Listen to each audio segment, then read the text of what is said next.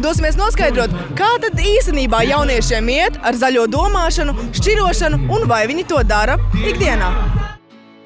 Vai jūs ikdienā šķirojat atkritumus? Jā, tētis man visu laiku saka, šķiro atkritumus jāliek īstajā konteinerī. Man mamma arī rājusies, tur iemet neko nevajag. Ja mājās kaut kas salūst vai saplīst, vai jūs to uzreiz izmetat vai mēģināt salabot? Kā jau no jauna vecuma, kā superlīme vienmēr ir kabatā. Man liekas, ka tas uzreiz vienmēr nostrādā. Un ar lielāko prieku es visu sastēlēju apakaļ un uzreiz viss iet, kā praktisks rokas. Ja kaut kas novalkājies vai palicis pa mazu, ko tu dari? Uzreiz izmet? Nē, man ir mazais brālis, kuram ir radot, un arī viņš ņem mans drēbes, pat ja tās ir jauns un tās nedrīkst ņemt, tā kā jā, viss vienmēr aiziet viņam. Vai ir arī kaut kas, ko jūs darat, lai samazinātu savu atkritumu daudzumu mājās? Lietot savas pudeles, ne jau pirkt veikalos, plasmasas. Ko darat ar drēbēm, kas vairs nedara vai nevelk tik bieži? Atdodam labdarīgi. Pārdot Vintedā. Pārdot arī kaut kur kādam radiniekam. Jā. Kaitī, šķirot? Jā, mēs ģimenē ļoti domājam pie tā, mēģinām kārtīgi šķirot. Droši vien vēl kādas kļūdiņas ir, bet mēs cenšamies, jā.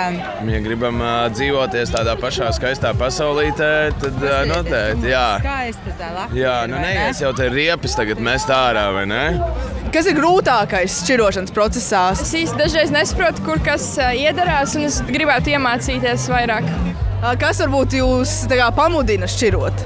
Pati doma par dzīvniekiem, ka jāizsargā daba. Es gan esmu bijusi sākuma skolas skolotāja, bet es redzu, ka mazos bērnus jau var iemācīt droši, un viņi arī to saprot. Jā, mums arī skolā šo kustību atbalsta, un tad jaunieši piedalās un tas ir pozitīvi. Es esmu ķīmijas bioloģijas skolotāja, varu atbildēt, ka mēs tagad par zaļu ķīmiju, zaļu dabu, lai mūsu planēta būtu tīra, skaista un nepiesārņota. Un arī pieaugušiem jārada tieši piemēru, kā dzīvot zaļa daba.